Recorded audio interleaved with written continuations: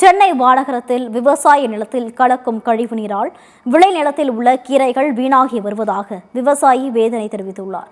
சென்னை மாநகரம் வள்ளிமை நகர் பகுதியைச் சேர்ந்த பழனி என்ற விவசாயி 1/2 ஏக்கர் நிலப்பரப்பில் கீரைகளை நடவு செய்துள்ளார்.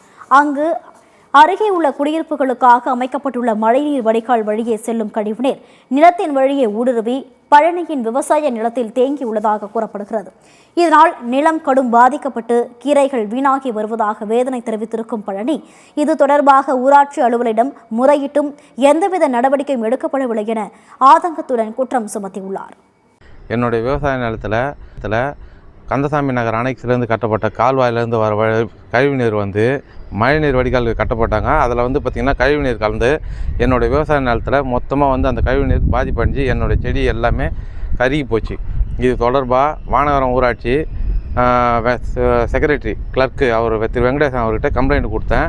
இது வரைக்கும் இந்த தண்ணியை யாரும் அந்த ஒரு அதிகாரி கூட பார்க்கல. இதனால் என் விவசாய நிலம் பாதிப்படையுது. கழிவுநீர் கலந்ததுனால நான் இறங்கினா என் கால் கூட கருப்பாகிற அளவுக்கு அந்த அளவுக்கு தண்ணி மாறிச்சு.